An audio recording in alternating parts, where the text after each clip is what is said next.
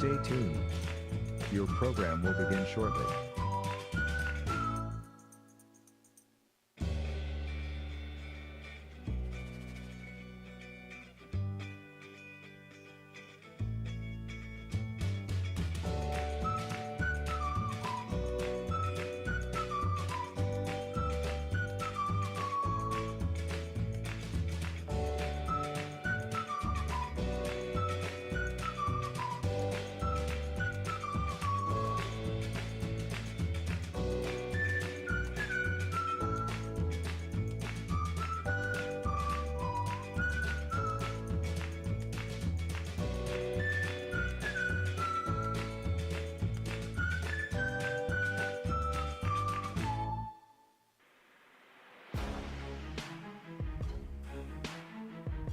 Stay tuned.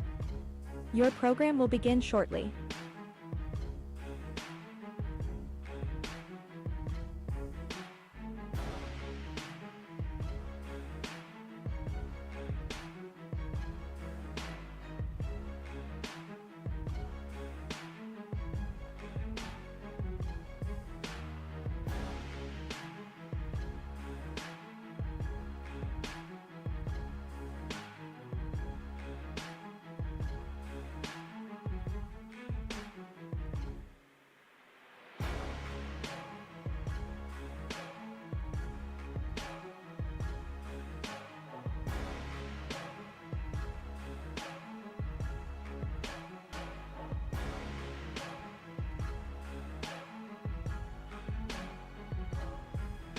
Stay tuned.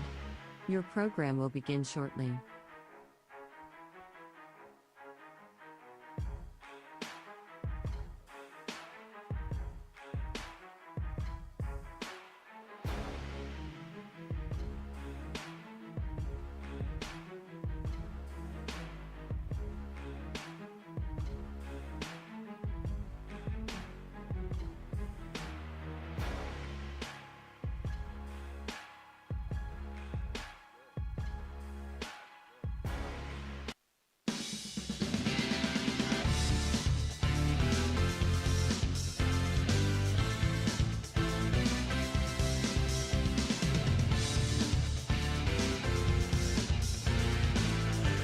Welcome everybody to another week of high school football action in tonight's Coaches Show, live from the Harp and Habit here in Franciscan Square in Steubenville, Ohio.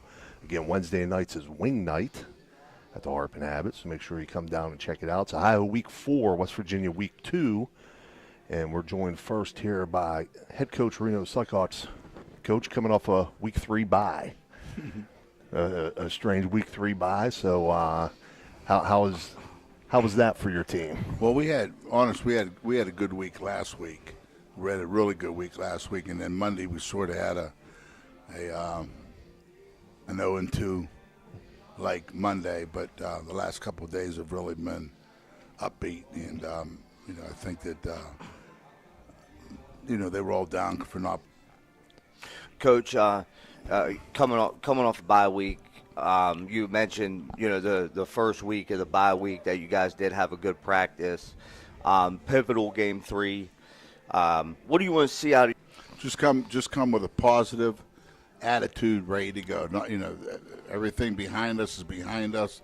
We have everything in front of us, and I just want them to come out and play like they've been practicing, and play with a big red attitude, and with an attitude that they've had all year. We just got off to a bad start, but it's not how you start out; it's how you finish. Sure.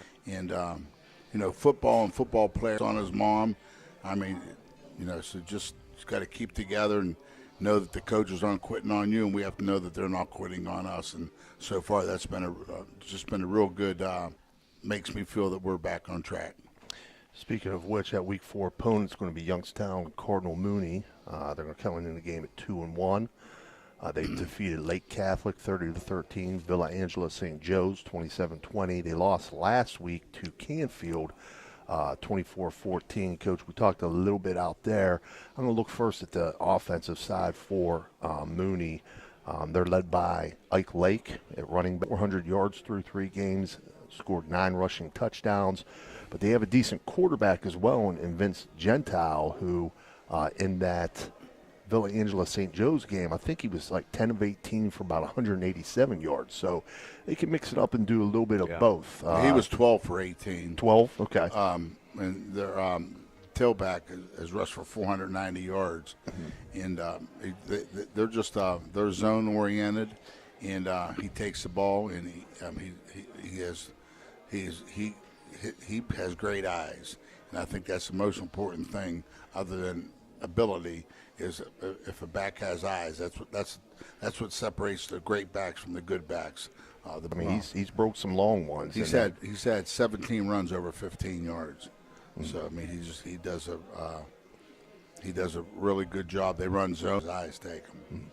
Coach, you mentioned last week that, well, you made a few changes offensively and defensively.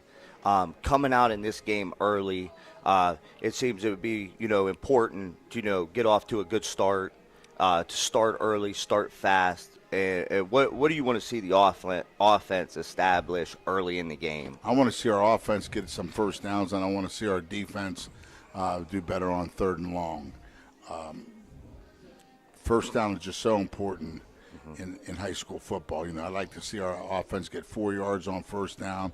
I'll take 2nd and 6 every time we get the ball.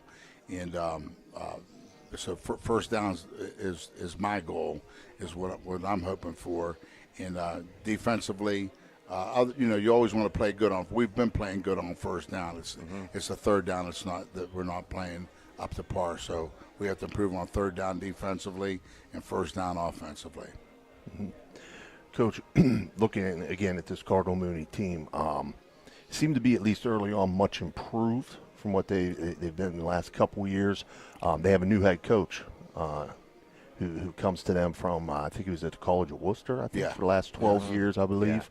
And he played at Mooney. He played for Butchie. And I think that's why they run that little bit of stack. Right.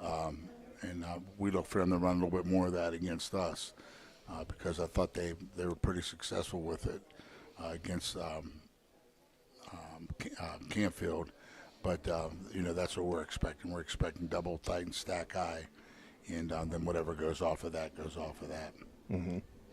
Coach, just getting back to Mooney, Mooney offensively and offensively Mooney, what would you say? Like Steve mentioned, they can do a little bit of everything, but what do you think is their strength, and what the tailback? The tailback. The tailback's their strength. The tailback is the key to their team, and their offensive line does a really good job of setting the pace, but he makes 5-yard runs, 10-yard runs. He makes 2-yard runs, 7-yard runs. He's a good finisher, and they get him the ball good, and he has a decent offensive line. And then they have a good fullback and a really good tight end. So, when you're good around C gap, that's good football. Coach, really important facet of the game, special teams, and you got one of the best specialists in Cole Bowers in the kicking game there.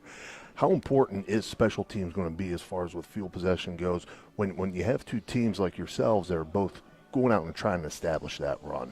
Well, special teams has been a part of the game that we haven't got to do too much this year, except for punt. And we just we work hard on it, and hopefully our special teams come down to discipline, and hopefully we're as disciplined Friday night as we've been this week with the special teams. Coach, you also mentioned last week that the keys to bouncing back. There was 4 parts to it. The players, the coaches, the parents, and the Big Red Nation. I know Big Red Nation will be behind you. They'll be out at Harding Stadium. What's the message to your team? Just throughout the week. And what you want to see out of them. I want to see them play to the best of their ability, and they haven't done that yet. Friday's usually payday, and they've worked so hard since January that and like I told them, I'm not upset with them. I'm upset with us. I'm disappointed in us, And my dad used to. I had a tough dad, but the most disappointed me. Yeah. But I'm just disappointed in us as a program. A lot of people use the word culture, and I'm not into that culture because I didn't grow up with that, but I grew up with having a program, and everybody knows what's important about our program, and I want our kids to add to our program, not be a part of it. And it's easy to be a part of something, but the difficulty is adding to something. So that's we still have time to add to the program. Yeah. And it's just going to take a maximum effort on Friday to do a better job. The players got to do a better job, all of us. And that's just how I look at it. That's what I tell them. And they know I'm not BSing them. They know that I want them to do better, and I want myself to do better. And I want them to believe in me because I believe in them. Yeah. And that's just what it takes. I mean, it doesn't take a whole lot of hollering. The guys that do the most talking are the guys that are going to play the worst. That's what I tell them. Just get focused on what you got to do your job, and go out there and have fun. Play your butt off. That's what I expect on Friday night. Thanks, Coach. Coach, the last question I really have for tonight. Again, in a game like this, two styles that kind of, in some regards mirror each other in some ways as far as, run game goes and so on and so forth. Two-way players and depth. How key is that going to be? I know that's something that you consistently work on, building depth within your team. Looking at, the guys they're putting out on the field and what I've seen, they've got some guys that go two ways. Yeah, they do. But here's how I feel. We got two kids back that haven't played yet this year, and that really helps us. Swifty being back is he takes one guy off a two-way playing, and our tailback being back takes because our other tailback plays linebacker, so we've added 4 people to our offense and defense, and I think that sometimes a kid that might not be as good but has 100% effort is a lot better than a good kid that has 80% because he hasn't come out of the game yet. Right. So I put a lot of faith in the guys we're going to be playing, and I put a lot of faith in the guys that are coming back, and I put more faith in the guys really that have been playing that are going to get they're going to get action again, and it's not over till the fat lady sings, and I don't even see her yet, so she hasn't been on the docket yet. Fort Steuben for sponsoring us. They've been sponsoring us for a long time. Cody played for us. Cody did a good job, and I'm sure that he'll do a good job taking over for his dad. Yeah. Well, Coach, we'll be there Friday night at Harding Stadium. Yeah. As you guys take Roll on in. Youngstown Cardinal Mooney. Wish you the best of luck, Coach. Thank you. All Thank right. you. Thank you. All right, that's been Butchie played for us, and your son played for us. Yeah. So I know you guys are pulling for us. Thank you. Absolutely. Thanks, Coach. Dan got a question?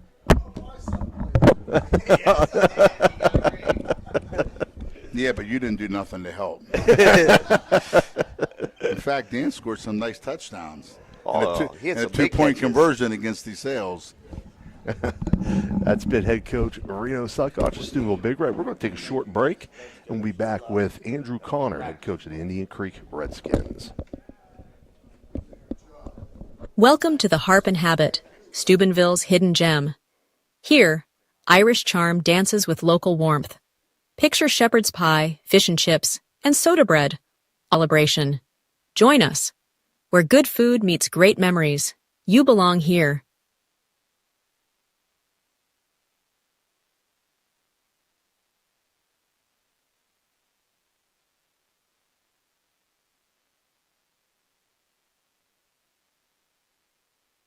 Discover the thrill of local sports with Ohio Valley Sports Online, your go-to YouTube channel for all things sports in the Ohio Valley region. Dive into live games, exclusive interviews, and expert commentary that keeps you at the heart of the action. By subscribing to OVSO, you ensure you never miss a moment. Hit the like button and subscribe today to receive instant notifications whenever we go live. Join the community and cheer on your favorite teams.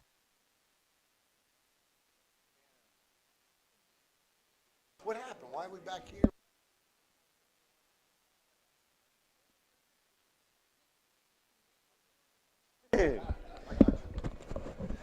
All right. All right, we're back here live at the Harp and Habit in Franciscan Square in Steubenville, Ohio on wing night. And we're now being joined by head coach Andrew Connor, head coach of the Indian Creek Redskins. This portion of the show being brought to you by Everhart Bove Funeral Home. Coach, coming off a Week 3 win over Union Local 23-15. In the win, you were able to outgain the Jets, 340 yards to 186. Ian Starkey accounted for 279 yards as he was 13-25 passing for 188 yards and a touchdown. Ran for a team-high 91 yards on 12 carries. He also had an interception defensively. Bruce Mazer ran for 32 yards and a score while catching 3 passes for 74 yards. Gavin Pinal added 27 yards on 8 carries and caught 4 passes for 34 yards and a touchdown. Franco Barcolo made 3 field goals. And the key thing, really, the defense. The defense did a great job in limiting the Jets' Brady Perzanowski and did that at very key times in the game. Talk about what is really an overall team effort and win. You know, as I said there, offense, you saw the numbers. Special teams, you got production. Defense came up big again. Well, you know, I think when you play a team that's the quality of Union Local, you need all 3 facets of your game to play well. And so offensively, you know, our goal was to keep the ball and drive the football, which we did. You know, I was a little upset that we couldn't finish some of those drives. I mean, I know we got the field goals, but you know how that is. You want 7 instead of 3. And so, but in the same token, it's still 3 is better than 0. And so I thought in the part of our younger guys on special teams, they really came through for us. You know, I thought, you know, all of our special teams were really good. Offensively, you know, Ian had a great game. I mean, and the one thing about Ian, you know, he's able to distribute the football. And again, I've compared him a lot to a point guard. You know, he does a good job. He's the one that gets us lined up. You know, there's a lot of variables to our offense this year. We're not just lining up saying, here we go. And Ian does a good job of checking to what we want. You know, we give him things that we say we think is going to happen in the game. They did happen in the game, but he got us in those sets. He ran those plays that we talked about. He did a good job doing that. And, and I thought by far, one of the guys I want to mention, man, Gavin had a really bad injury to his shoulder. And, he was a game-time decision. And, man, did he, play like an Iron Man. I mean, he played both sides of the ball. At first we just were hoping he could play defense. But, he caught the ball, ran the ball, scored a touchdown. Actually, they took one away from him they should have had. But he did a great job for us. And, offensively, the offensive line, again, was able to do what we have to do, mixing up pass and run. And I thought our offense played well. The only thing that kind of bothers me is we just didn't finish those drives. And, defensively, my God, I couldn't ask for a better game defensively. I thought we tackled well. I thought we got 11 helmets to the ball. He had the one breakout run. But overall, if you take that run out, man, did we really bottle him up. And he's a really, really good running back. I thought we did a good job on their quarterback, too. I mean, he can run and throw. I thought we did a good job there. So, overall, I couldn't be any more pleased with the way we played. And, we talk about the process. I think, we took a step forward. I think we made some mistakes in the game, but we were able to overcome those and still win against a quality opponent. Yep. Coach, great start to the season. Congratulations on the win. I talked about it last week. That was one of them games that it was a pivotal game on your schedule. One game at a time versus Union Local. You guys beat a good Union Local team. My mom and dad were at the game. They told me that Creek Nation was out and it was a heck of a crowd and you guys were really getting after it. It seems to me like you guys are continuing to get better every week. Every week you're getting better. What do you feel that your team has improved on each week to this point in the season now?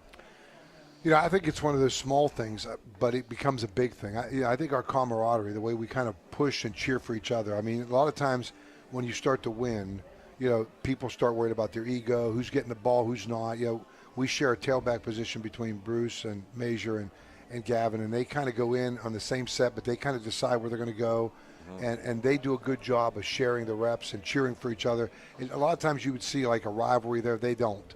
You know, I think when you look at just the way we play and how we cheer each other on and how happy we are, like, you know, there was a genuine affection from our defensive line when Luke McMillan got the interception. You know, it wasn't like, I wish it was me. It was, man, that's our guy. You know, he did a great job. They ran over. I think just watching us kind of gel as a football team and gel as a football program has been the big thing for us. I think, you know, when you start to want each other to do well, you know, you can't really coach that. That's you're hoping that happens and you talk about it, but man, they got to want to do it. And if you watch us at practice or you watch us in the game, you watch us go in the locker room, you know, they like being around each other. I mean, and a lot of times I've coached teams that were good, but, you know, this guy didn't talk to this guy or this section. They really like hanging out together. Yeah, that's, you know, and our seniors, you know, they have a senior dinner on Thursday they all go to, you know, and I think it's just that gelling and that whole idea of it's us, you know, and it's us versus them. And I know people talk about it all the time, it's cliche, but, you know, the us part is the important part. It's the, in that locker room, do they really like each other? Do they get along? Do they root for each other? That's a big plus for us. And I think early in the year, man, it's been getting better and better. But I'm really, you know, I'm proud of the kids. And again, I think this is a really good group of kids, you know, and they play football well, but they're a really good group of kids. Coach, the one thing I was wanted to bring up, you know, but again, is, you know, bringing it up in a way. I did read, you know, some of the comments that you made. Penalties. You were penalized 8 times, 89 yards. Now, I know too as a coach. I know as a coach too. You know, that's a tough thing. You know, you try to overcome those things. You know, sometimes you have minor mental lapses, but sometimes, you know, some of those penalties result from effort or, you know, a point in the game where a kid gets a little excited. You know, it's hard things to control sometimes. Talk a little bit about the difficulties you face sometimes as a coach with those things. That's been something that's been kind of hanging over our head for the 3 games. I mean, you know, we've gotten some pre-snap penalties that have really hurt us. Last week, you know, we had some really unnecessary 15-yard penalties. We've addressed that. You know, I think we addressed that well on Monday after we got done with practice. And, you know, I just told the kids, you know, eventually that's going to come back in a game where this comes back to haunt us. I mean, you can't get penalties in inopportune times, and we are. I mean, you're talking like a 3rd and 1. You know, you jump, it's 3rd and 6. That's a totally different thing. I mean, you know, we're in the wishbone on 3rd and 1. 3rd and 6, you just can't all of a sudden decide against a good team you're going to try to get 6 yards on power right or power left. So we've addressed that. You know, that's something that is hanging over us. I mean, of all the things we've been trying to get better at, that's the one thing I don't think at this point we have. But I think on Monday we came to maybe one of those come to Jesus moments where we've all understand where I'm at on these penalties and what we should and shouldn't be doing. And I think the kids understand they don't want to be the reason. You know, you don't want to go in the locker room and know it was my 15-yard penalty, I jumped offside. Because those what ifs and what could have beens, man, you don't want that. Not this year and not where we're at as a football program. So I think that's something that we've addressed, and I think we're going to get better at. And again, it's one of those things you hate to bring up, but it's one of those things that people on the outside or, you know, no, trust me, coaches work on those things. Coaches address those things, you know, and it's something that can be overcome, and I'm sure, you know, you guys are heading that direction, absolutely. I think one of the things we addressed this week was there were some things that maybe we weren't doing well that I think we addressed this week. I mean, I think some of the things about our short yardage offense, I think, you know, just some of the little things that maybe we didn't put enough emphasis on. I think we did a better job this week of doing it. I think, you know, our goal this week was to get better. You know, we went live yesterday. You know, we were full pads. You know, we were hitting. I think, you know, we're trying to tell the kids there's no lull here. I don't want any lull, no plateau. You know, our goal is, you know, when we look at that mirror, did you get better today? And so I thought Monday's practice was really good. I thought we had a really good one. Yesterday in full pads, I thought we did well in our shells today.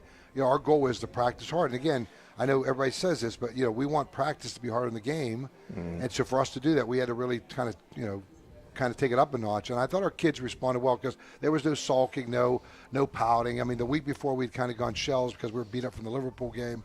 I told the kids, no, you know, we're not going to keep doing that. You know, we're going to get back to what we do best. And, you know, our physicality both on offense and defense have been something that has really helped us this year. And we want to make sure that we keep that physicality going. So I thought, you know, yesterday's practice really kind of accomplished that. We did some things that we need to work on, And on top of that, we did some goal line situation where, we kind of bogged down a little bit. We wanted to get better at that.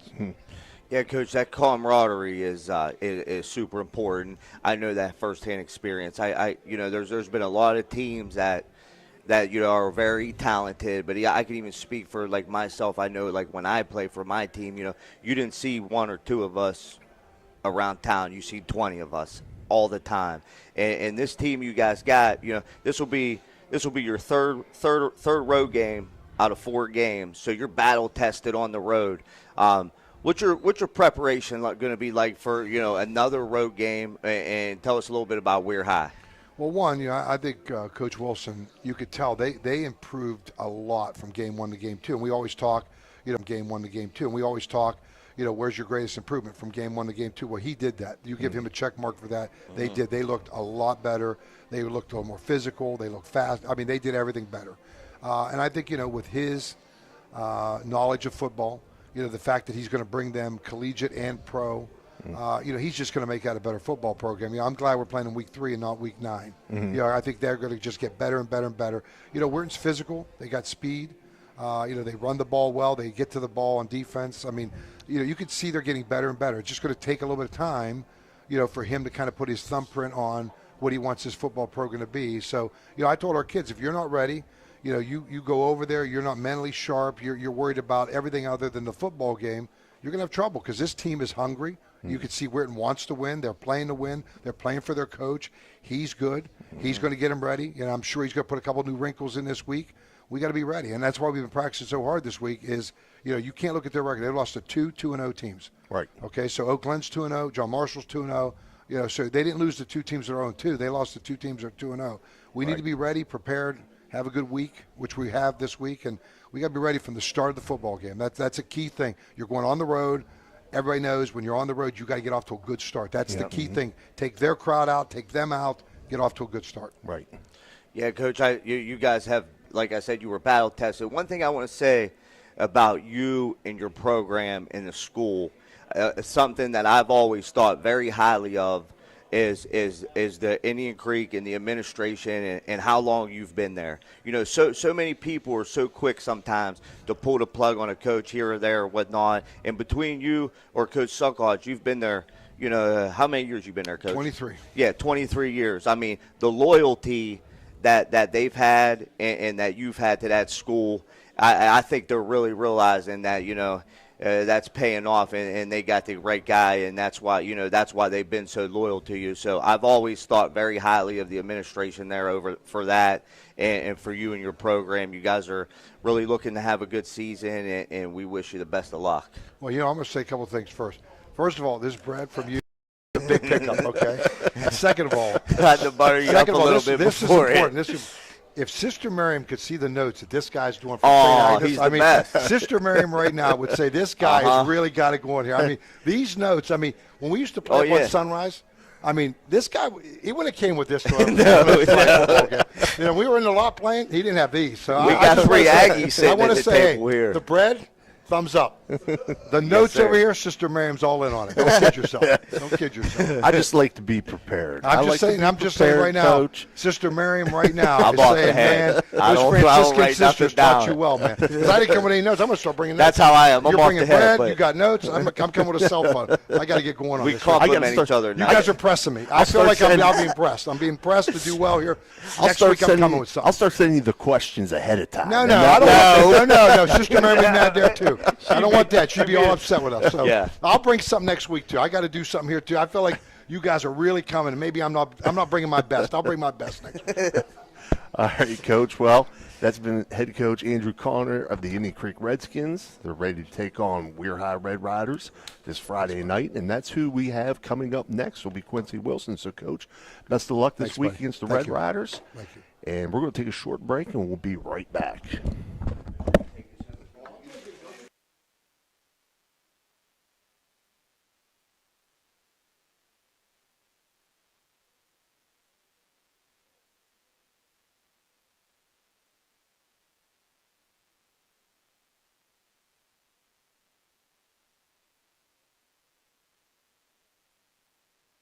Everhart Bove Funeral Home, they believe you should take care of your loved ones while you still can. Pre-planning at Everhart Bove ensures that your family won't have to worry about the stress of final arrangements during this most difficult time. More importantly, they won't have to worry about how they'll pay for it. Visit Everhart Bove Funeral Home today and discover all the affordable options available. Everhart Bove Funeral Home, Wintersville, Richmond, and Burgolds.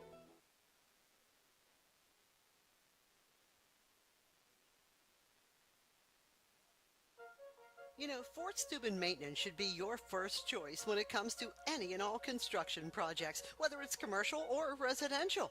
Make Fort Steuben Maintenance your first call. You can rely on them to be the experts when it comes to roofing, concrete, plumbing, carpentry, just about any job that needs done. Fort Steuben Maintenance, they're fully licensed and bonded and will even give you a free estimate. Fort Steuben Maintenance. You want the number? 740-283-4890.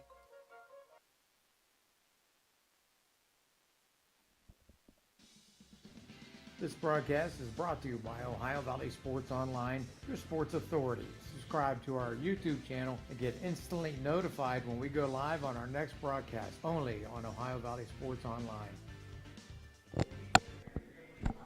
All right, we're back here live at the Harp and Habit, again in Franciscan Square in Steubenville, Ohio. If you get a chance, come on out. It's wing night.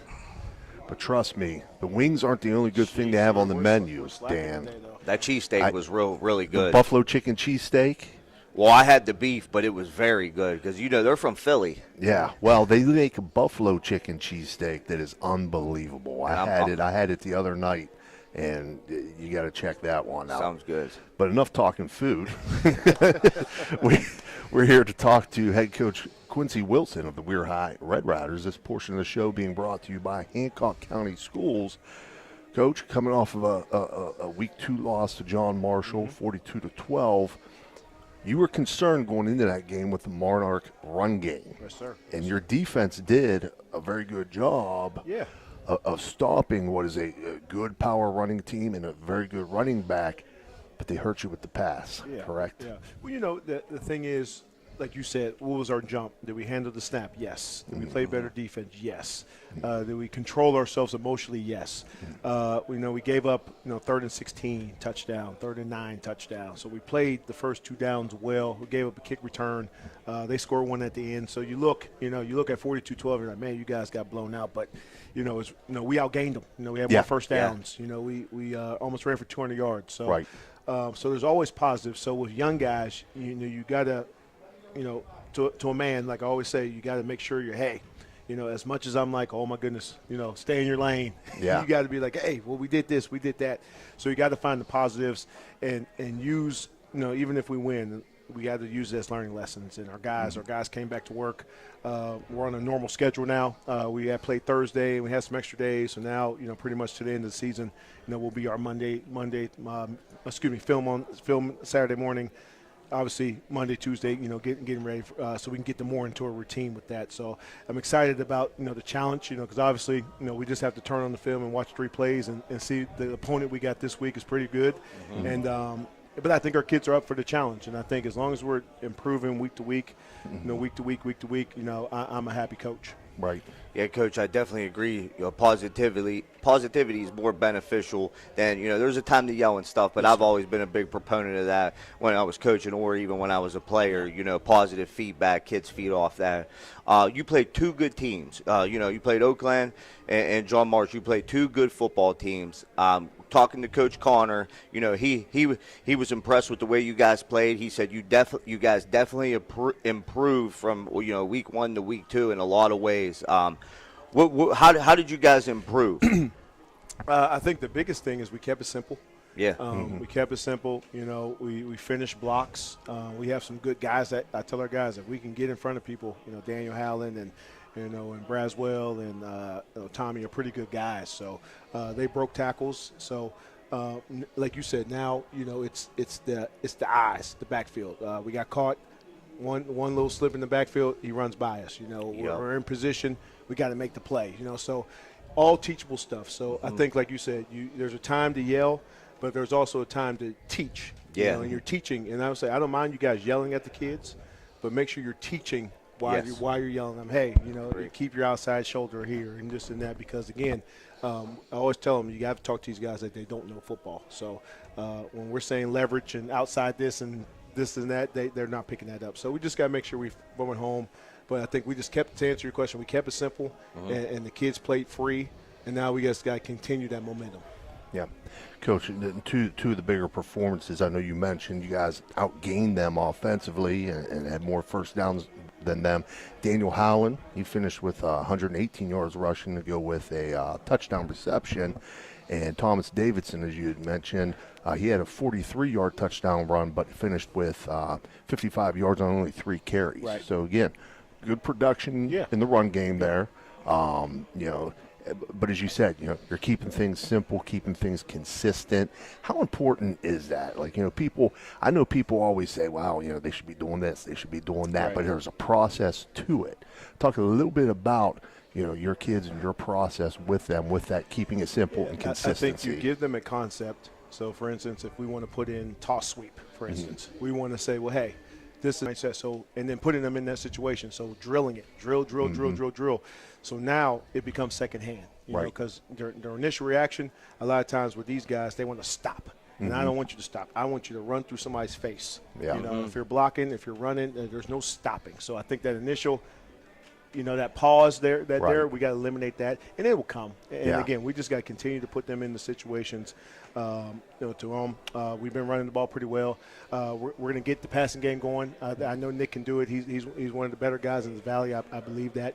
But we have to, get him see. It's like seeing the ball go through the hoop. We got to give him some easy throws early, and then he'll settle down. So excited to see him in the passing game this week. Because again, it's nothing scientific. We got to be able to block. We got to be able to tackle, because probably leads the Valley in total touchdowns, and I love 42 for their team. 77, Deshaun, 6'7", so you don't see that too much in the Valley. So when they warm up, they're going to look good. They're going to be pretty. But our guys can't be enamored with that. We have to be fundamentally sound, technique sound, and we got to take the fight to them, which we didn't do the first week. I thought we did better the second week. Good. Now we can even get the ball rolling in this third week with that. Right. Coach, you ready, Matt? Or yes. I was thinking of this real quick. You mentioned fundamentals. Okay, fundamentals with these younger kids, especially defensive backs. Like you were saying, there was a few minor mistakes, defensive backs. I know, coaching defensive backs, that you can't just see your man. You have to see your man and the ball.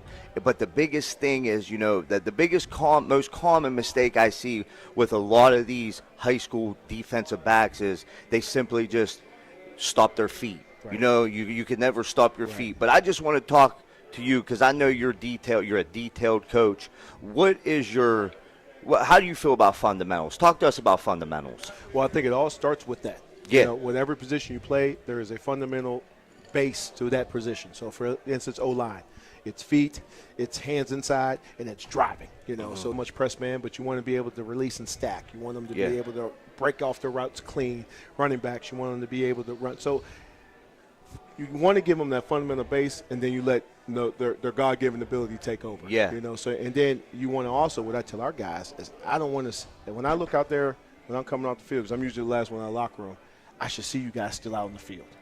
I should see you guys still throwing routes to each other. I should see your linemen still hitting the bags. And I'm not saying you have to be out there an hour early or an hour later, but if you want to be great, it takes work. And I showed them the film from Hard Knocks of J.J. Watt. After a preseason game, and he was hitting that sled and hitting that sled and hitting that sled. And they even had the water boy there for him. And that's defensive player of the year, And that's what it takes to be great. So just instilling that in them. And listen, I don't expect you to do it every day, but let's say you did it 2 days a week, and then next week you turn to 3, and then you get into a routine where you're doing that. So just continuing to them to trying to feed that knowledge of learning.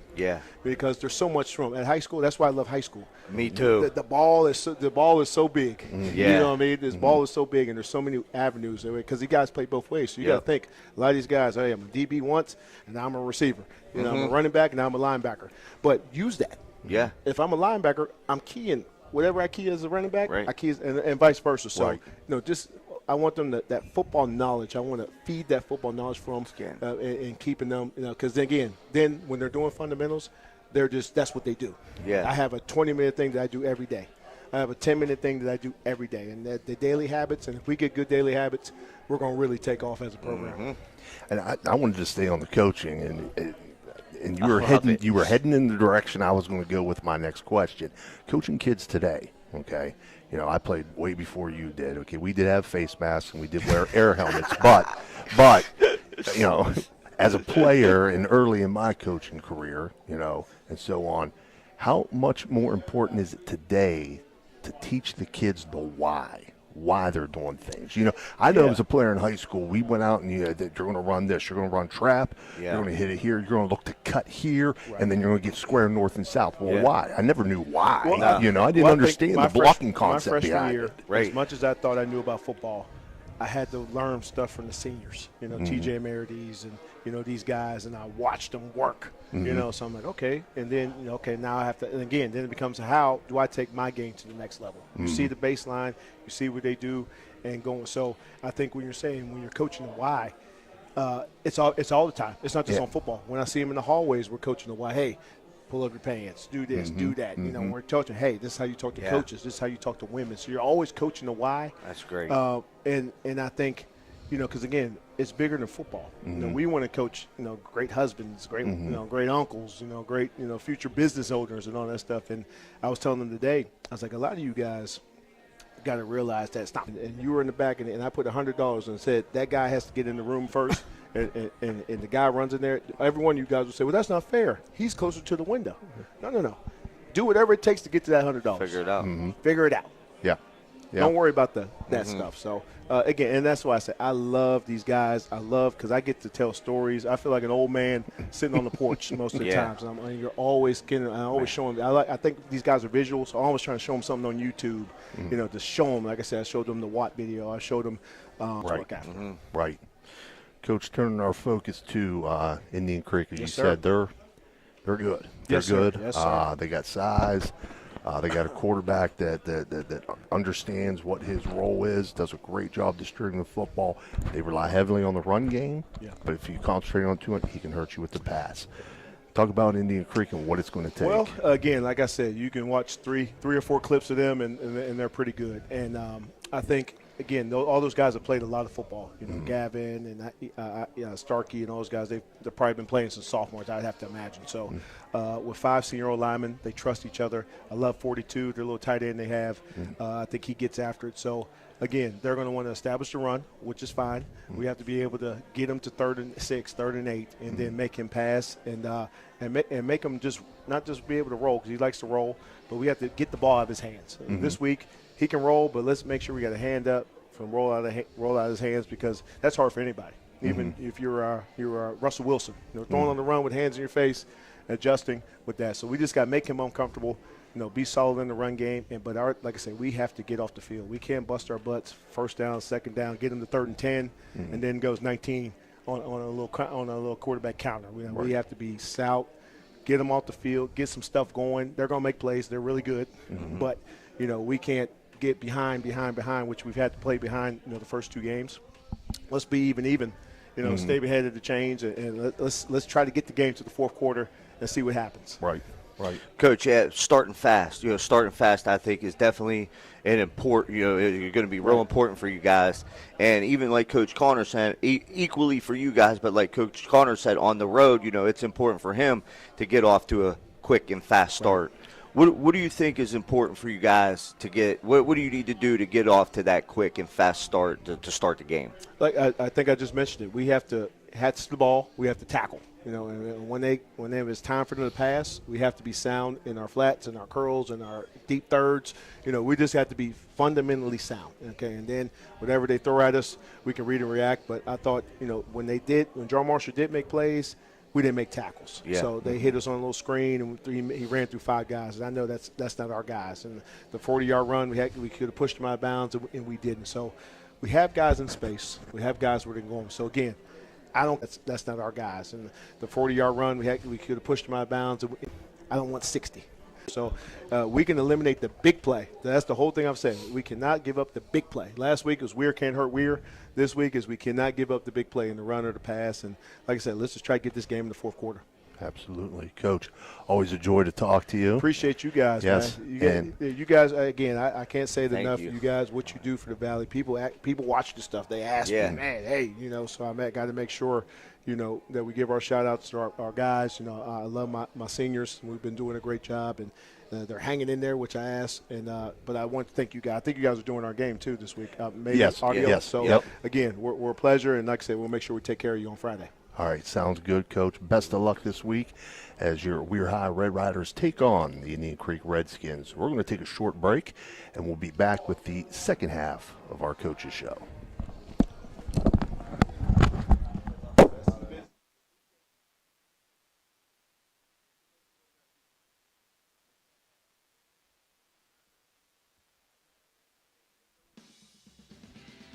Ohio Valley Sports Online is your sports authority. Follow us on Facebook and subscribe to our YouTube channel. Live streaming high school and NCAA sports, plus weekly football coaches shows right here on Ohio Valley Sports Online.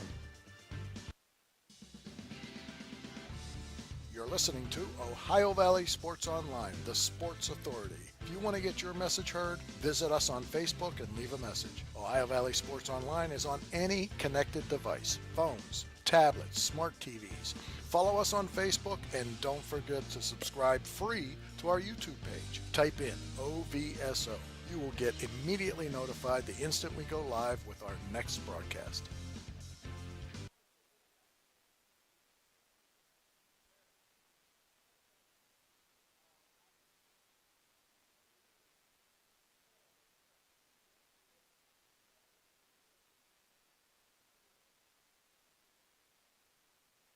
Everyone at IWS is proud to support our area schools and athletes. We would like to wish every team a safe and successful season. Play hard, stay strong, and good luck from all of us at IWS. A legacy committed to service and sustainability in our communities.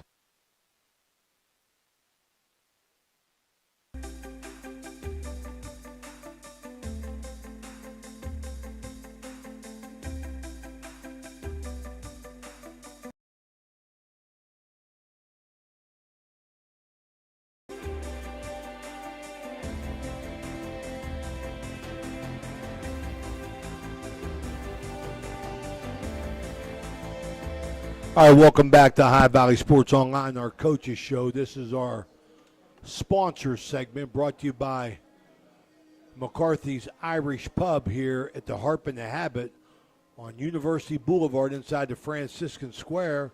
With us, we have one of our favorite guests, Eric Timmons, Jefferson County Commissioner. Been with us a long time, Eric. Thanks for coming in, buddy. We appreciate it. Oh, thanks for having me. Always love to be here. Got Eric to Steubenville City Council, to Jefferson County Commissioner, and now he's raising chickens. Yeah, right. So you really well, you shouldn't that. say that. They'll be after me tomorrow. Andrew Henry. People. Yeah, Andrew probably. Henry Yeah. will be out there. Yeah, city limits stuff. All right, I was just kidding about that comment. Yeah, no chickens. No chicken. Being assassinated, which is a terrible thing out in Utah. Terrible video. Yeah. But other than that, Eric, tell us some good things about Jefferson County. Yeah, first off, I do want to, that is just sad, and I think about the times we live in. There's a lot of good things going on in Jefferson County. To switch subjects, we do have a lot. Businesses are coming. We have the tentative agreement. That's probably the biggest news since the last time I was on the show. The tentative agreement between Youngstown State and and our office. I think some of the questions still remain, and we need here for our skill sets, for our industry around here. So that's a big deal. Yes, it is. It's a big deal for us. We wanted to keep education there, and then the area around. We're going to hold on to that, the parking lot there, and hopefully for some economic development. Absolutely, you see that economic development going on over there with Chipotle and what else they got there? Starbucks. Just when you got this development going on up here, Oh, yeah. Right here at Franciscan Square.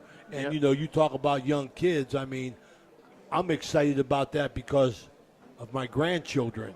You know, want something to be here, you know, and the university, you know, really, really helps with the development of it. But to deal with Youngstown State, how far away is that from happening, Eric? You know, I really don't. Boards have to vote, that type of thing. But, yeah, it's a big deal. I'm excited for that.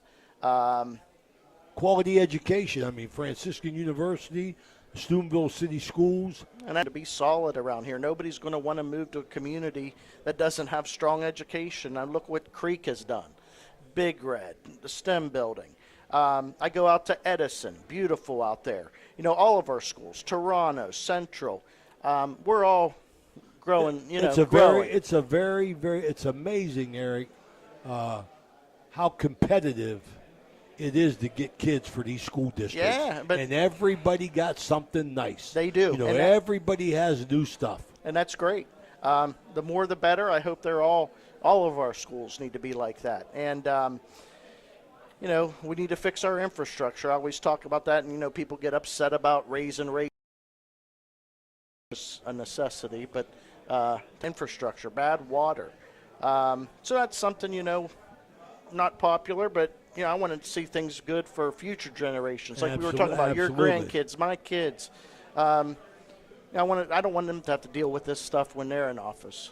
Well, you know, I think that's great, the educational aspect of it, and I love traveling around for Ohio Valley Sports Online just for the mere fact of every school system is in a challenge. You see billboards up. You know, everybody got a marketing department. Everybody's trying to sell themselves, you know, whether it be Ohio or West Virginia. Everybody's trying to sell their wares. You know, I think you make a great point. You get to travel. I get to travel around a lot. People are so proud of what they have, and they should be. You know, we have a lot of good going on, and, you know, I'm proud of all. I get to meet, talk to kids, talk to teachers.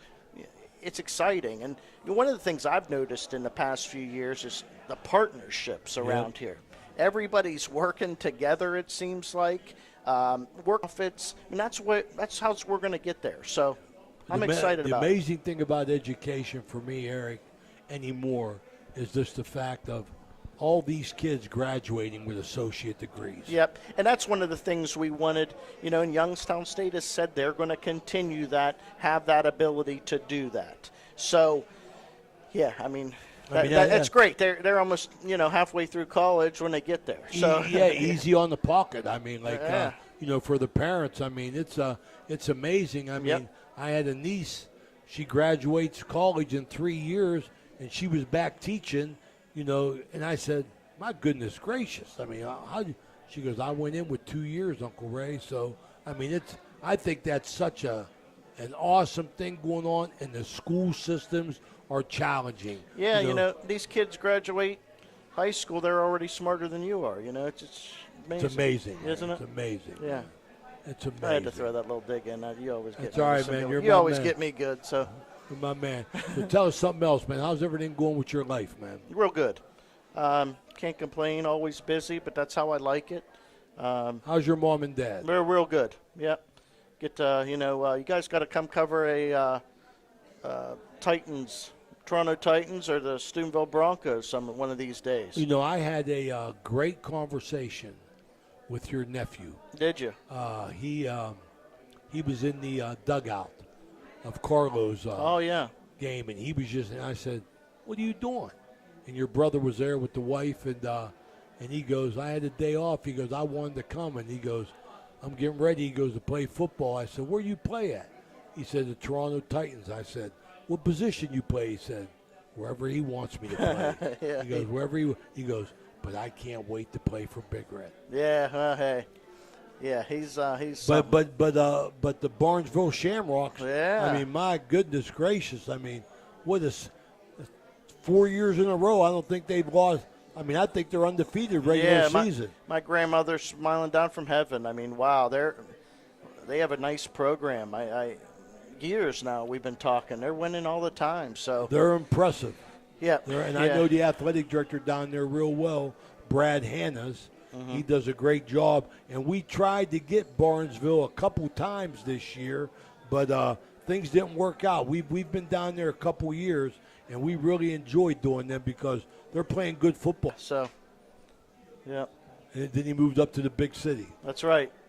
Yeah. And then everything went downhill. You hooked up with Robbie Moore. It's been a challenge. Yeah, but see how what is I our mean? buddy? Always, how is yeah, our yeah. buddy Robbie? Good. Firefighter in Steubenville. Shout out to all our first responders and law enforcement. I mean, absolutely. Think about them all the time. They're out there risking their lives for us, and they deserve all the support we can give them. And totally respect. That's why I get very, very disheartened whenever you see our community and around the world, around the United States and the world, disrespecting law enforcement. Yeah, I mean, fighting them. I mean, these are people that when everybody's running away, they're running to the problem. Yep. And it really bothers me. Here we are on the eve of September 11th. There you go. You know how many we lost so tragically, and I think about that day, and what they didn't care. They didn't think. They climbed up that building that's on fire, and they risked their lives, and some of them paid the ultimate price, unfortunately. But be thinking about them tomorrow as we think about that day. Well, you're always a great guest. We appreciate your support, Eric. Thanks so much for coming by. Yeah, always really.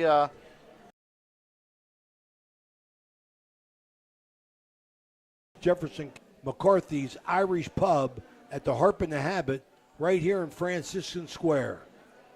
Thanks for watching. We'll be right back with Coach Eric Meek. Jefferson County General Health District provides public health services focused on community wellness, disease prevention, and protection, where Jefferson County residents live, work, learn, and play. Jefferson County Health District, here to serve you.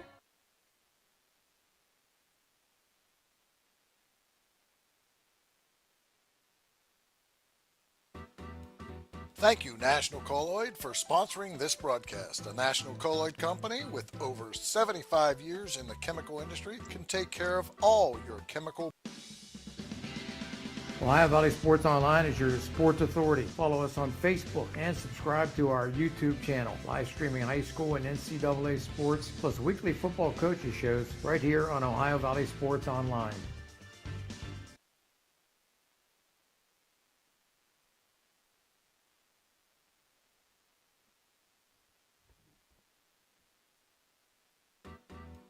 Thank you, National Colloid, for sponsoring this broadcast. A National Colloid company with over 75 years in the chemical industry can take care of all your chemical blending needs.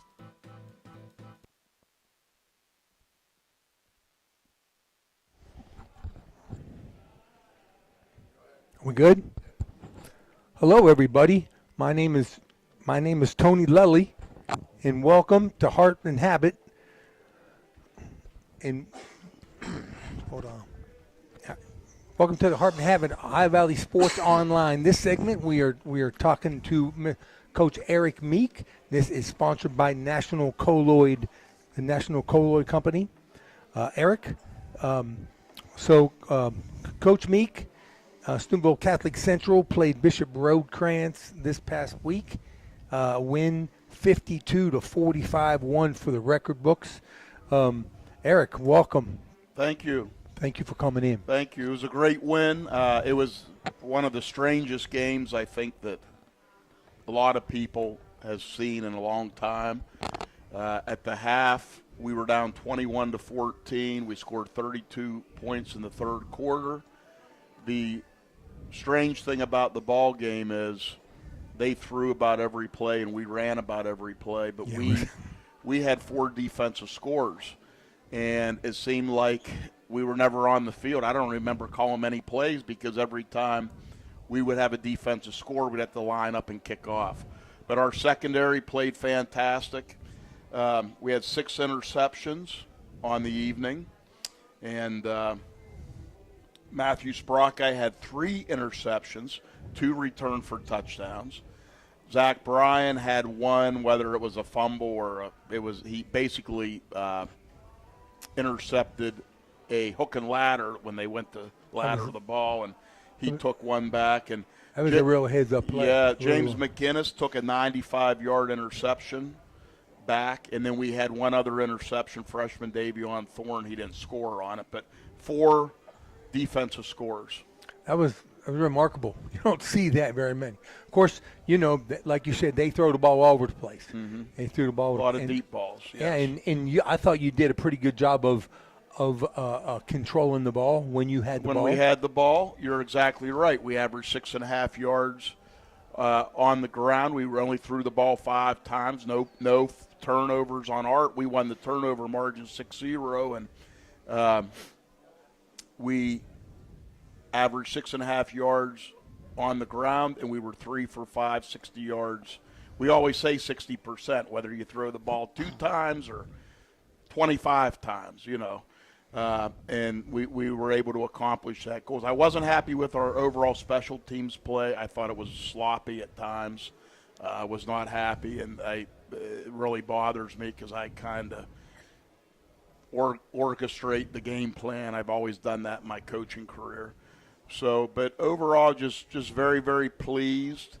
And our kids fought hard. And, you know, I believe we're a better team than we were week 1. And certainly a better team than our first scrimmage back on August the 8th. And Eric, you guys, you had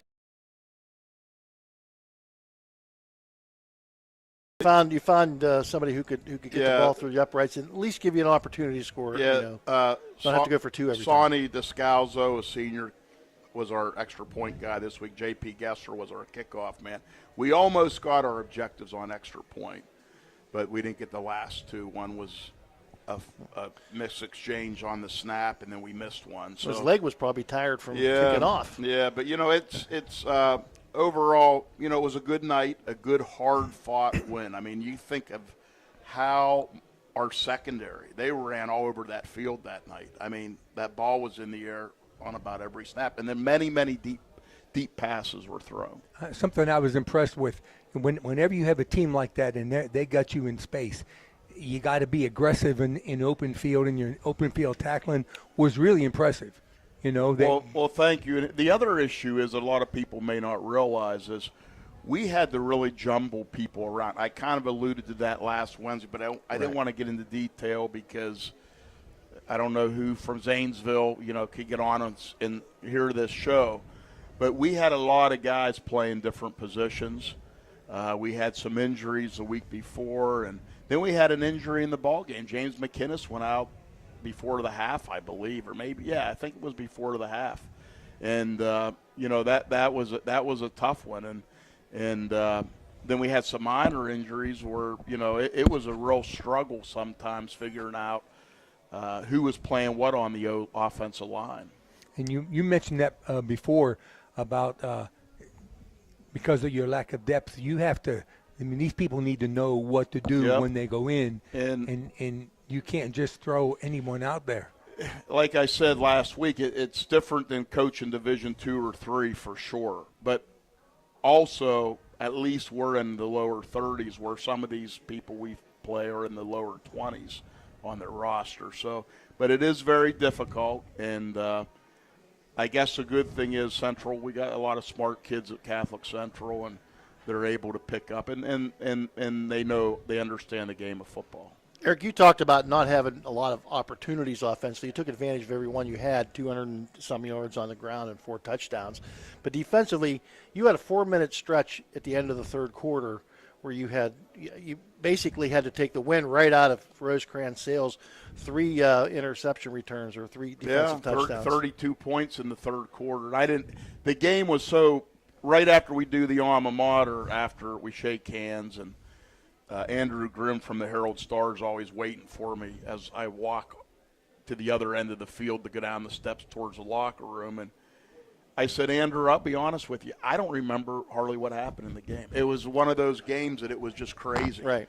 So many things happen. It was like, is this real? It was almost like a dream, and it was like, I got to watch the film because it was a very strange football game. And your defense basically, I mean, they weren't going to go away, and they scored 2 touchdowns, bang bang in the fourth quarter. They were on their way again, and your defense once again stepped up to the plate. They recovered 2 onside kicks in the last 4 minutes, so that made it. So there were real so many things that happened in that game you just don't see. Right. I mean, you don't see an onside kick sometimes for 3 seasons. Right. And you had 2 back to back. It was crazy. Very, very interesting. Talk a little bit about Matthew Sprocka. I know he's returning quarterback. He had 160 yards on offense, rushing. 160 yards. Yeah. Rushing 3 for 5 through the air, 60 yards, no turnovers. That's a big deal. And like you said, he had 3 interceptions. Two he ran back for scores. So. And he almost led the defense in tackles. And a touchdown pass as well. Yeah, right. And, our other running backs are doing real well. Ryan Holsworth right now has emerged as our leading tailback. He's a junior. He's done a real good job. He ran hard. He had that 19-yard touchdown where he had 2 touchdowns. Right. He ran really hard. I was real proud of him. Kyron Busick, another junior, led the way at fullback. And we had a couple other backs that did not play last week, and we did kind of give freshman Davion Thorne, who's a receiver, a little bit of a test drive at tailback, and he got some carries, and the one was he did a really good job. So, you always got to try to prepare for the future, and you got to give kids looks and see that, hey, this might be a piece of the puzzle later on down the road. Do you want to say something? No, go ahead. Right.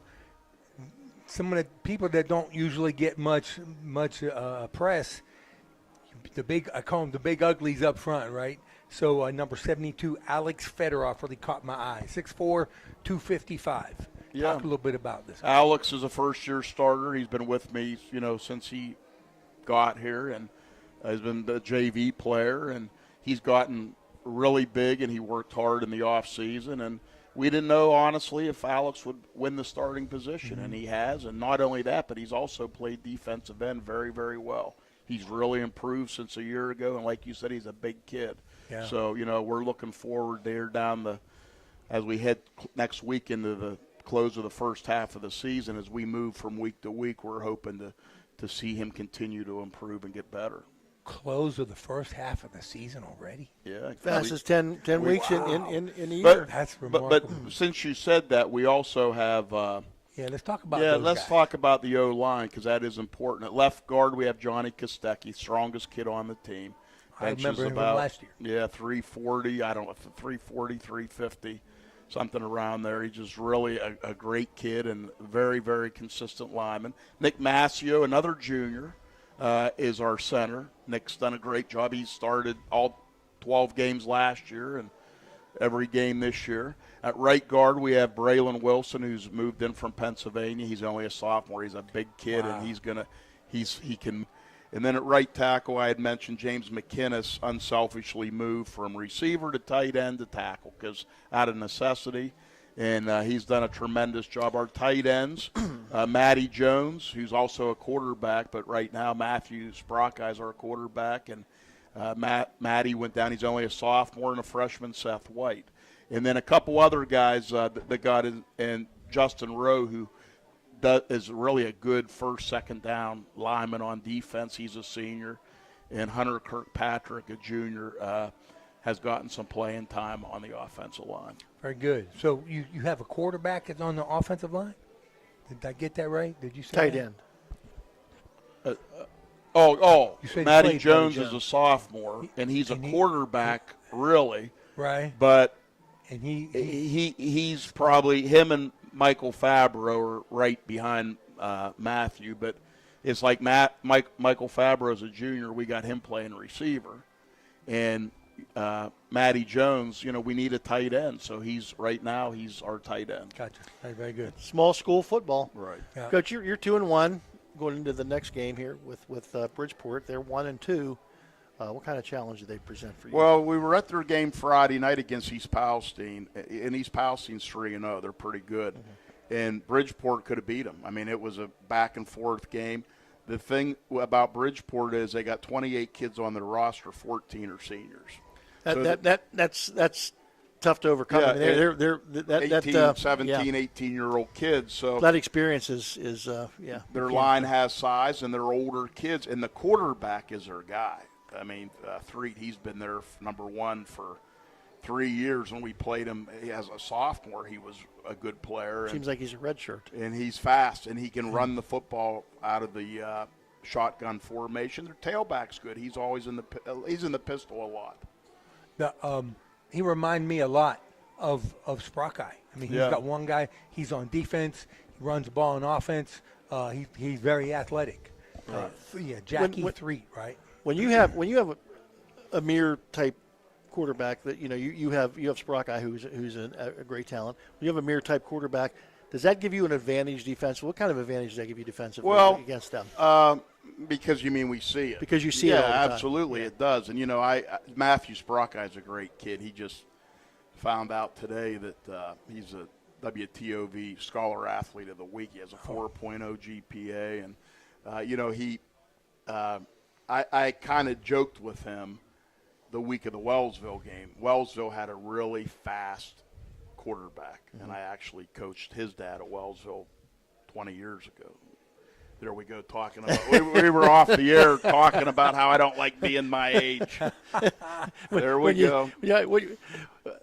Listen, I coached grandparents. I had the grandfather and the grandson. I don't like being 55. I don't like it, but that's because we're around kids all day. Yeah, right. That's not a normal profession we have. I mean, most people around boring adults. We're around kids. We're lucky. I look in the mirror. When you work in most places, you'll get a year older every year. The kids stay the same age. We just get older. Yeah, it's crazy. But what were we talking about? See, I forget.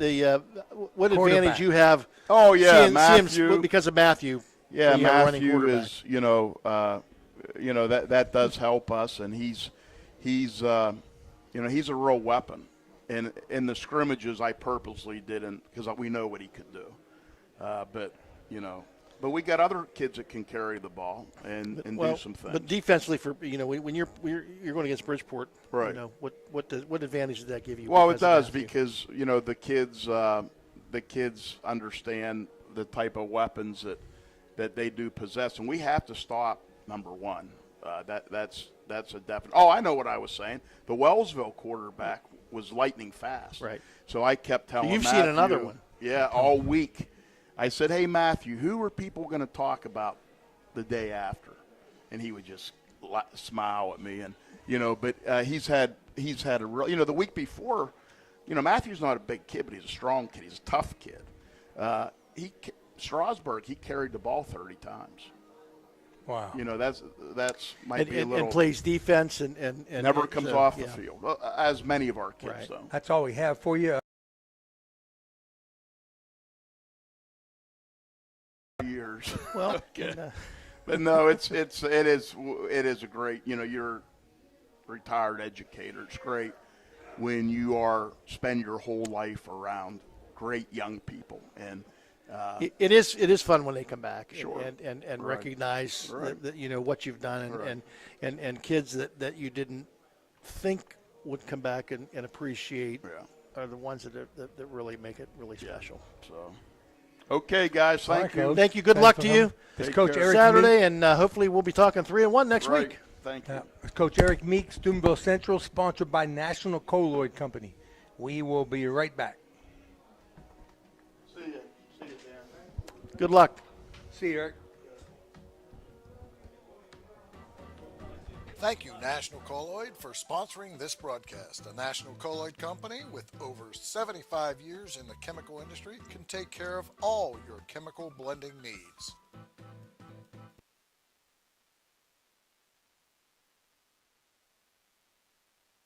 A Bruin ever known as a Bruin. They have pride in themselves and the schools they attend. A Bruin can navigate challenging situations and will always work to embrace change. A Bruin ensures all students understand what it means to be a part of something special and have a sense of belonging where they can study, compete, and succeed. Want to learn more about what it means to be a Bruin? Visit BruinPride.net. Brooke County Schools, the place to be. Hello and welcome back. This is Tony Lully with my friend Phil Ruzak. The second segment is sponsored by Brooke County Schools, the place to be. So normally we're here with Coach Frank Cicini, the head coach of Brooke High School. Today he's got a sub today whose name is Troy Fetty. Coach Fetty is the offensive coordinator for Brooke High School. Troy, welcome to the coaching show.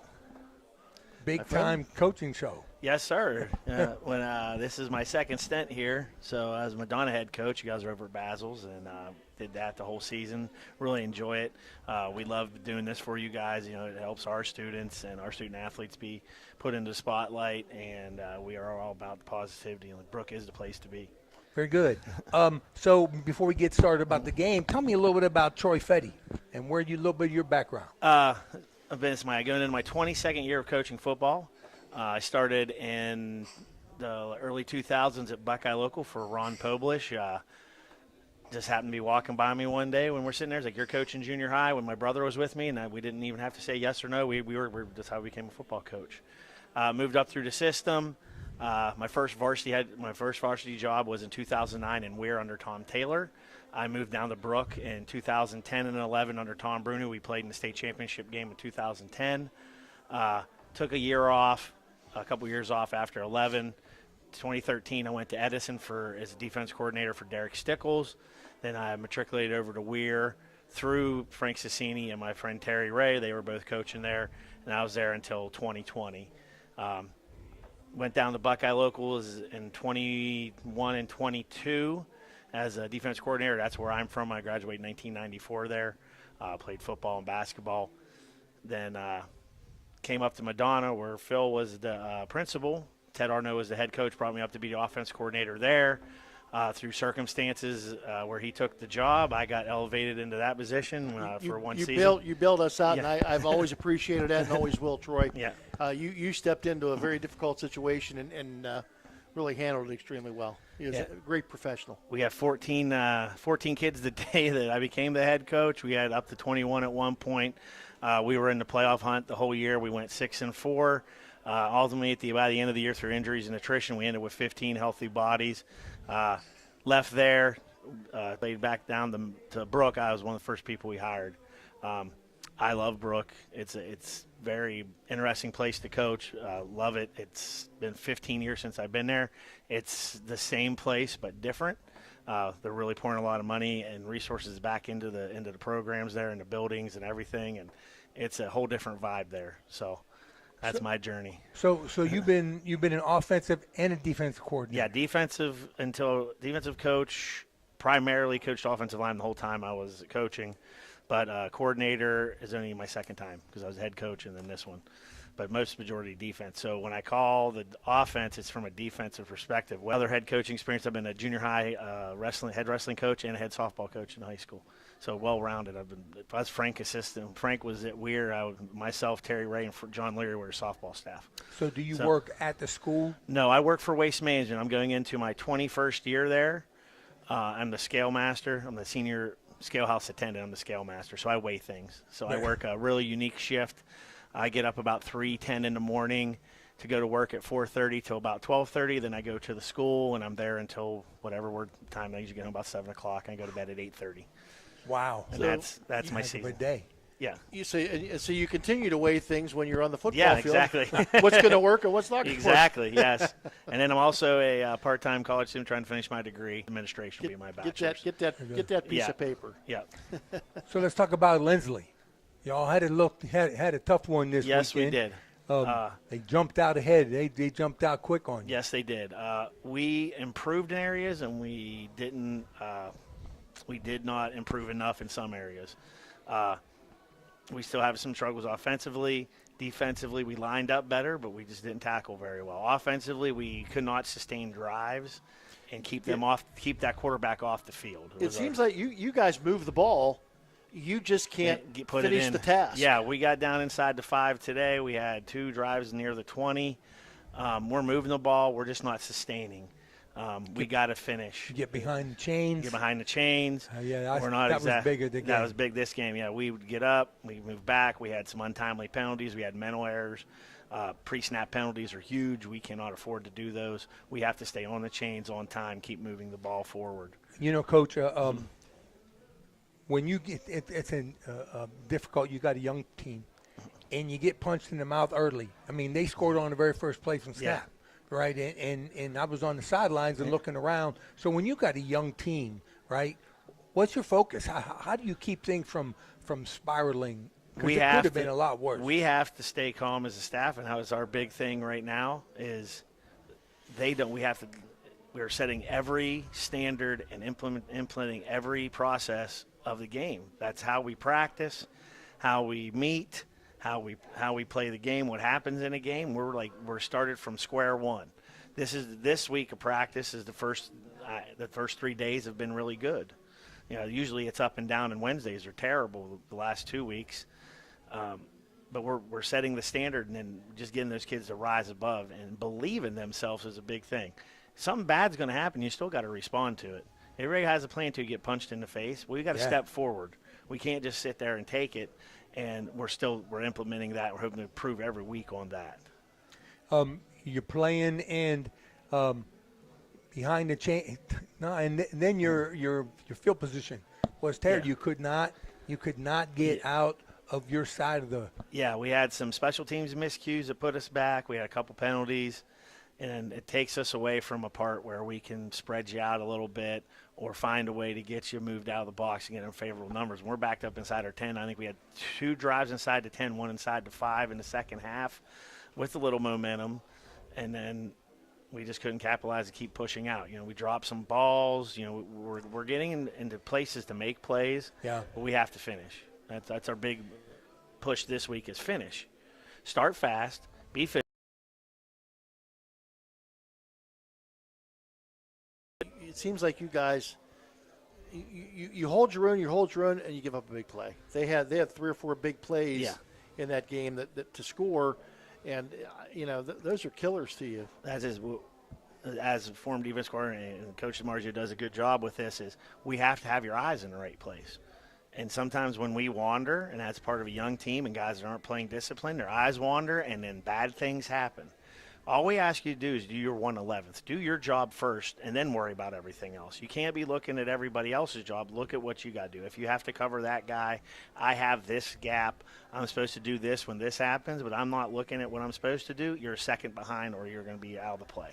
And that's very common when you have young players. Yeah. In middle school, you got some guys that can kind of, they can play all over the field. We walked into a situation with very limited JV time the year before, and over half of our team is freshmen and sophomores. So they missed a year of development of playing the game. Now some of them guys have to play at a high speed and a high level on a Friday night instead of on a Monday afternoon or Saturday morning. And we're putting them in there, and they're learning that, hey, it's got to be better, but we need to get a lot better, a lot faster. Do all the teams that you're playing, are they honoring the JV commitment with them? Yes. Yeah, we were just talking to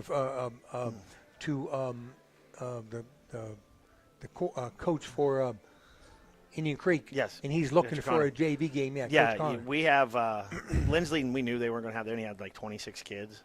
But we have already Cambridge set up. The rest of our schedule, we have something going every week. We're playing Steubenville for one. All of our Buckeye 8 teams already have a JV schedule. We played Beaver local pretty well. We are committed to playing our young kids because they deserve it. They practice just like everybody. You've been to a couple of our practices. It's strenuous for them younger kids, not only our older kids, but our younger kids. They deserve to get out there and be on the field and play what they learn and show. And we put everything on film so we can evaluate them as well because the whole staff isn't always there. It's part of the process. To have a program like Brook, we have to have certain things. We have to have a JV schedule. Absolutely. We have to have the numbers. And then we are building, and those kids are learning when they come into us next year and they have to play a role. They have at least a little bit of game experience, and it isn't like Friday night right now. Troy, we live in a world today that's instant everything. It's Mike Golick one time called it the microwave society that we live in. How do you keep these kids, from going off the deep end when you've started off slow, 0-2. You guys haven't scored any points. You give up big plays. Yeah. It's going to come together. Yeah. How do you work that around to keep their focus in that routine? We constantly say chop wood, stay together. You build a little bit of success. Like we had a really good run period yesterday and today. 2 weeks ago we couldn't say that. We had an okay one, or it was hit or miss. Now it was pretty good. We had some confidence. That's what happens is we have to have a good thing happen and keep building on those little things day to day, period to period, snap to snap for some kids. On Friday nights, you're going to get punched. Things are going to happen. We just got to hang together and it's about us. Athletics is a process. Yes. And too many people, they want to, again, the instant success. Yeah. And when the process doesn't happen, they don't see the results right away. Yeah. They bail. And if you can keep these guys together, I think you have a solid nucleus of young players. Yeah, that's the key with coaching a younger generation, which I'm sure every generation said this. They're this, they're that. They're just kids. They try. They don't go out there to intentionally mess up. But they have to believe that they can do right. They can't second guess themselves. That's our big thing. You can't have self-doubt. You have to jump in the pool and go. Mm-hmm. That's how we say it. Let me ask you this. You've been doing this a long time. We have so many more distractions now, social media, all this other stuff that we have now that we didn't have 20, 25, 30 years ago. How do you navigate that? Well, the best thing is we show them how to do something.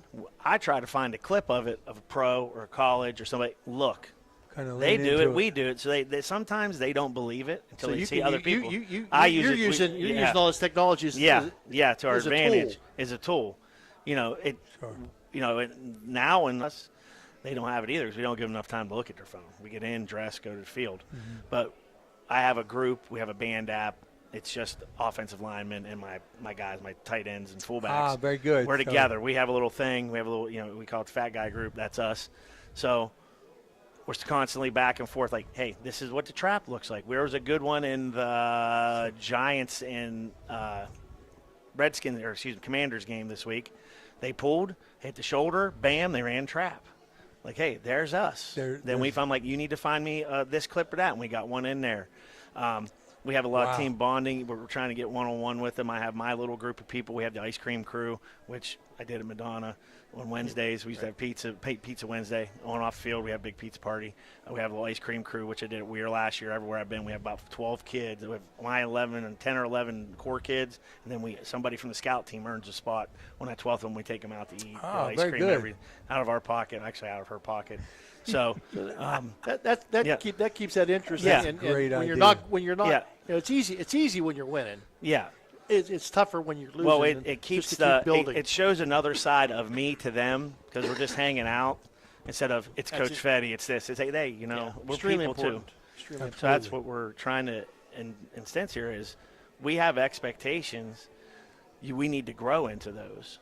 You're not going to be the Bud Billiard Bruins from the 80s and 90s or the Tom Brunis or this or that. You're you. It's the same kids. They live on Hooverson Heights. They're out on the Pike. They're Fallsby. They're Wellsburg. They're everywhere else. You're the same kids. You just got to play up to be the best you can how we want you. Fly around when we tell you. 100% effort.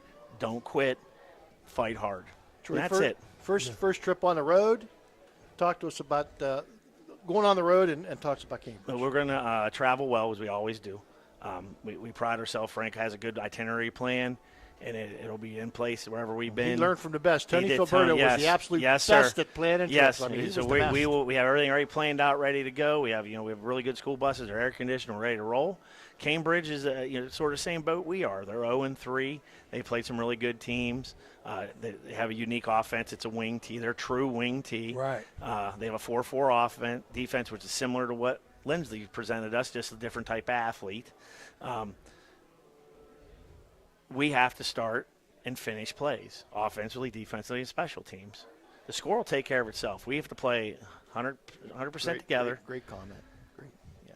100% together, every play, every snap. 11 for 1, you doing your part. And it'll take care of itself. How many wing tee schools do you play this year? 4. So and you've had a lot of experience with wing tee. I've been Weir and at Buckeye. Yeah. So we play. This is wing tee. Andrew, Connor, and Indian Creek. They have some wing tee in theirs. We play Frankfort and we play Elkins. Frankfort is defending AA state champ. Elkins is one of the best teams in AAA, and they are a unique single wing and a wing tee. Mm-hmm. So it's coming back. Those non-traditional, for older guys like us, Sure. that's not, traditional offensive wing tee is back. So, and we have a really good plan this week for it. It's eliminate, follow the guards, eliminate the gaps, cap the edges, fly to the ball. It's basic defense. Do your job. Do your assignment. Play the ball. Offensively, we went back and reevaluated some stuff. We're getting to the blocks. We got to move people on a point of attack. We're getting to them. We're getting there. We've improved from the first week into the second week, but we're still under 4 yards a carry. We're not completing very many balls. So we need to make ourselves more adept at something easy for Ty, keep him on the run, move him. He's one of our best runners of the ball. We got some production out of the tailback spot with 3 different kids this week. So we're hoping to continue that, and we shuffled the lineup a little bit while we're doing things. But it's basically line up, block who we got to block, hang on to the ball, catch the ball when it's your turn to make the catch, complete the pass, keep it out of their hands, no dumb penalties. Very good. Closing comments? Hope to be 1-0 wearing green and gold at the end of the week. Love it. Right? I mean, that's the way it is. Well, so all right, Coach. I appreciate being here. Good luck to you guys. Yes, sir. All the best to you, Coach. Get a road win, bring one back to Yes, sir. to We Bruin Country. come back here at Bruin Country, and then we have a JV game 10 a.m. Saturday, and then we'll get back after the next week. But, all eyes on the Bobcats. Okay, so thank you very much. This is Troy Fetty, offensive coordinator of Brooke High School, and we'll be right back with our final segment at Oak Glen High School.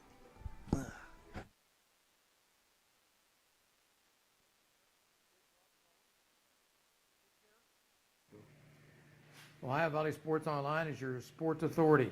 Follow us on Facebook and subscribe to our YouTube channel.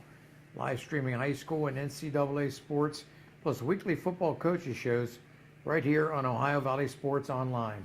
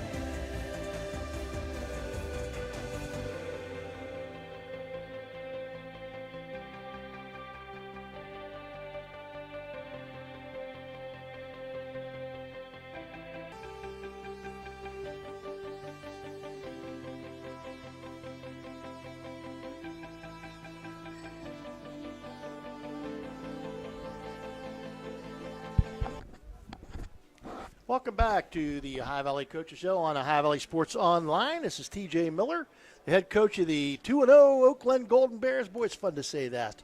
Tony Lilly will be back with us here in a second. He had to step out. But we're going to start this segment sponsored by A&B Heating and Cooling. We want to thank them for sponsoring and thank the Harp and Habit here. TJ, did you ever dream that you'd be sitting here 2-0 with basically 2 blowout wins against good opponents? You know what? Excited. Our kids are excited. The community's excited. Our faculty, administrators.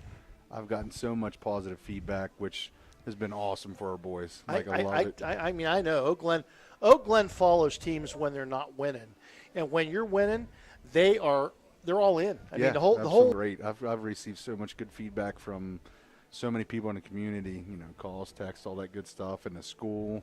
A lot of the kids that don't even play are excited. Like, it's really cool. It's a good way of showing kids that hard work does pay off. Oh, absolutely, and they're showing it, which is great. Tony? Okay, 479 yards offense this week. He jumped out quick again. Man, Murray's just He's a beast now. He's making up for lost time. I feel like each week I've been saying the same thing with Logan, but he's such a game changer. And you take the opening kickoff back to the house, and unfortunately I get a sideline warning myself because I'm just so excited. No, I made up for it, and I give my kids hills for any type of punishment, like anything. And I'm such a stickler, and they'll tell you and I ran a hill myself. That's a great hill now. You know what? I had to run a hill myself for the boys and they were all about it. And yeah, listen, we were clicking. We knew they were going to be a big, strong, scrappy team coming in. You do this long enough, and you won't be running hills. Well, I was You're feeling still young. I was feeling it for a little while. I was, but it was. Rujak never ran suicides. I can tell you. Listen, for the boys, it was worth it. When I was younger, I did. But no, listen. I know Logan had a big game. Maddox had a great game throwing. I think he had 3 touchdowns throwing, and he also, I believe, ran for 1. He did. Had a killer game himself. Yeah. We just have so many weapons. Chase Hartung. We just have so many weapons to use.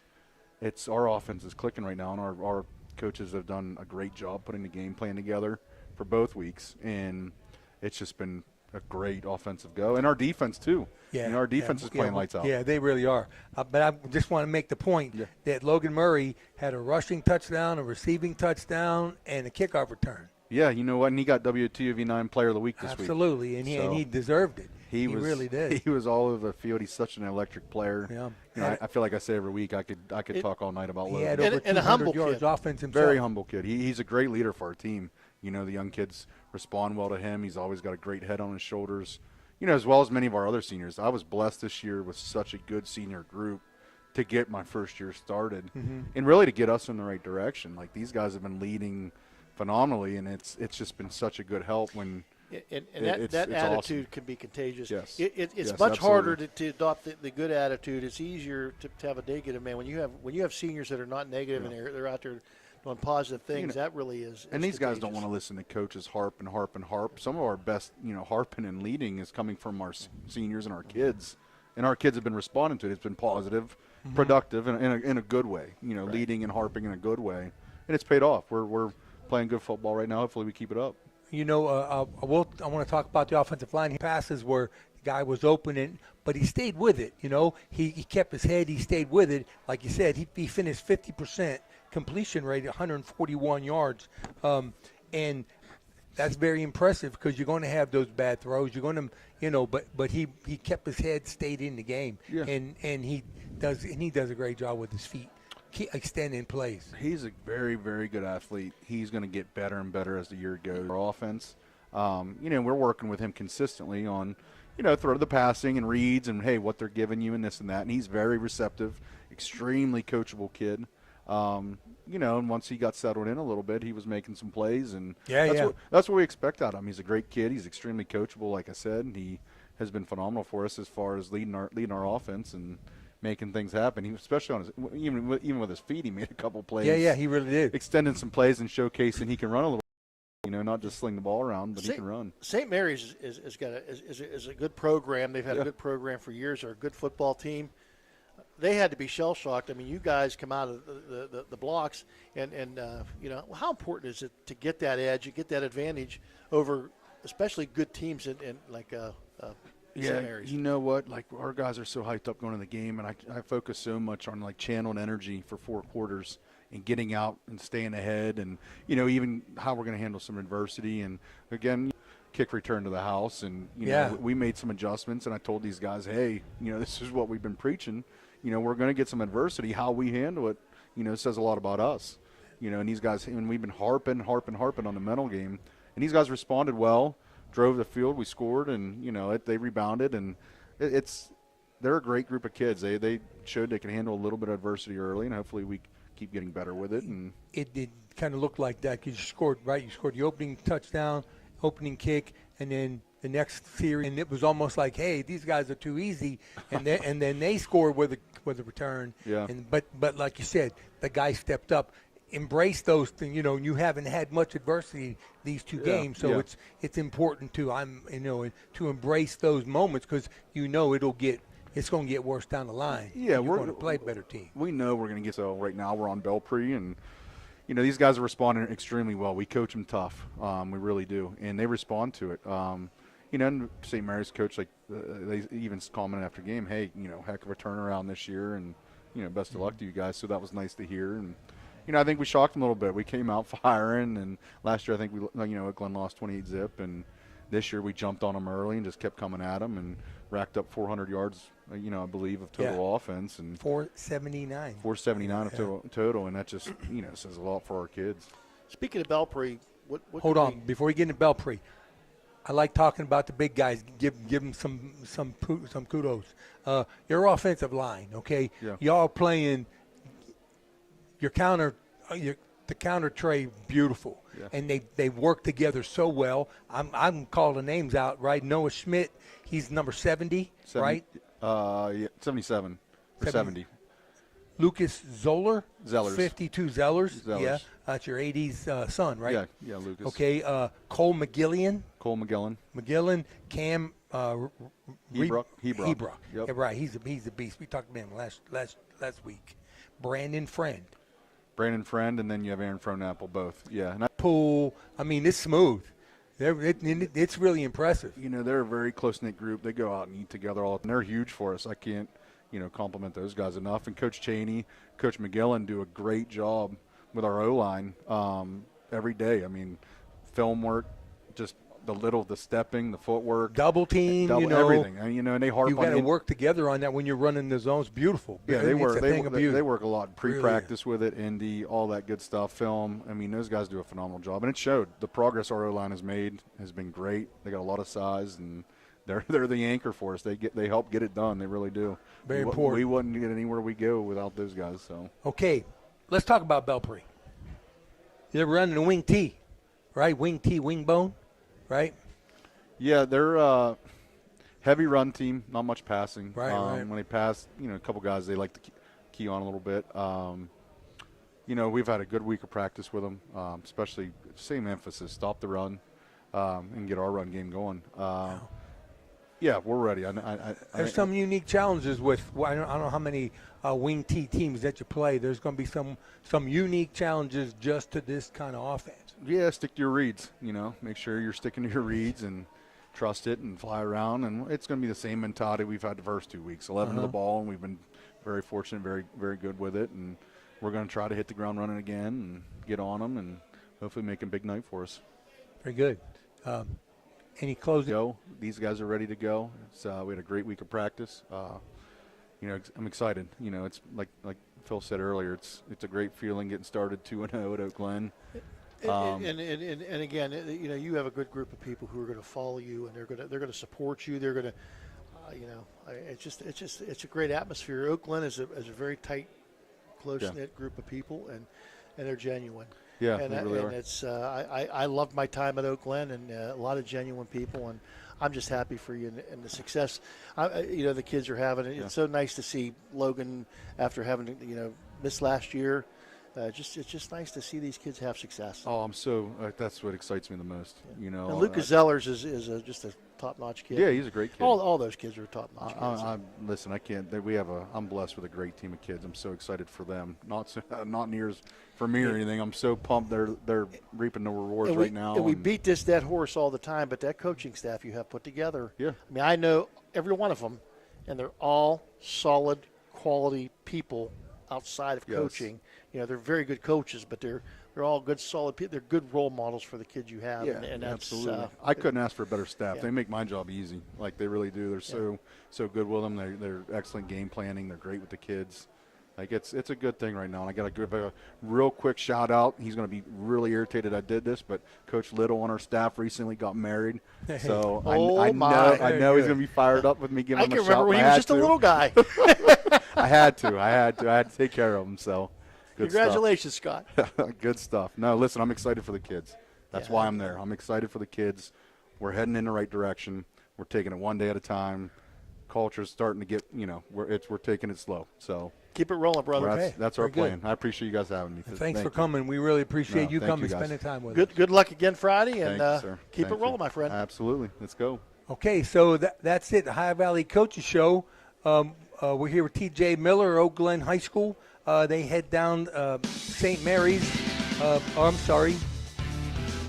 Belpre, Ohio. Belpre at home. Right, they're Belpre. coming home, right? Belpre at home. Okay, and so we've got we'll be broadcasting the Weir High and Indian Creek game audio only this weekend, and we also are going to do Big Red in Youngstown Cardinal Mooney. Is that right?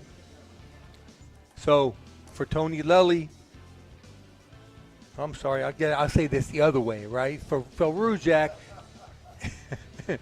and Dan Vogel, this is Tony Two Sandwich Lelly. We'll see you this weekend.